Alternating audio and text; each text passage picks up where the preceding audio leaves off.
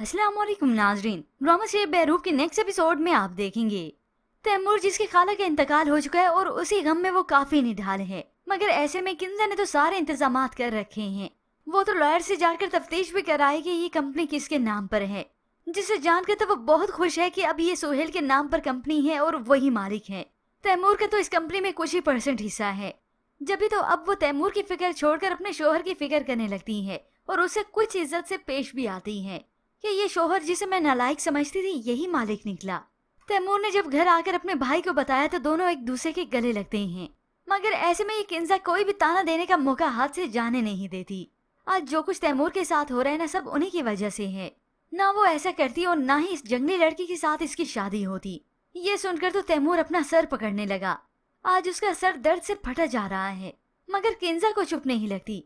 ऐसे में तैमूर अपने बस कमरे में ही चला गया और कर भी क्या सकता था। और यहाँ पर अब फलक है जो अलग से परेशान है कि किंजा भाभी उसे इस घर में रहने नहीं देंगी। ये बात जब सुहेल ने सुनी तो तसल्ली देने लगा, ये तुम्हारा भी घर है, इस घर से तुम्हें कौन निकाल सकता है। तो किंजा ये बात सुनते हुए वहाँ पे आ जाती है। मैं अब तसल्ली तो वो अपनी सारी कर चुकी है कि ये घर भी मेरे नाम पर है, कारोबार भी मेरे नाम पर है।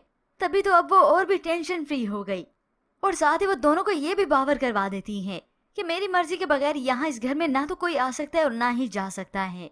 अब ये सब सुनकर तो सुहेल भी मजबूर हो गया, क्योंकि वो भी इस मामले में कुछ नहीं कर सकता। अब ये तो किंजा को मालूम है कि वो अब करने क्या वाली है।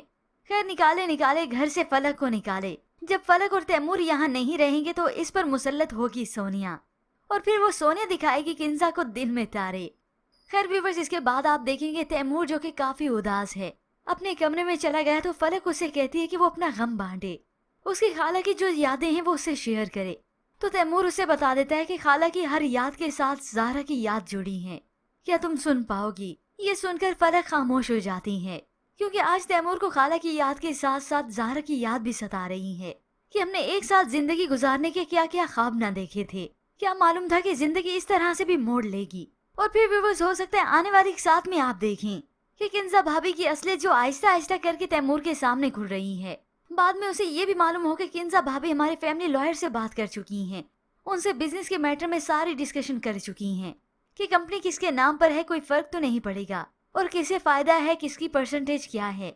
मगर होप सो व्यूअर्स, इस तैमूर के सामने किंजा भाभी की सारी हकीकत अब आ ही जानी चाहिए, ताकि उसे भी तो मालूम हो कि इस किंजा भाभी ने क्या क्या कुछ ना किया।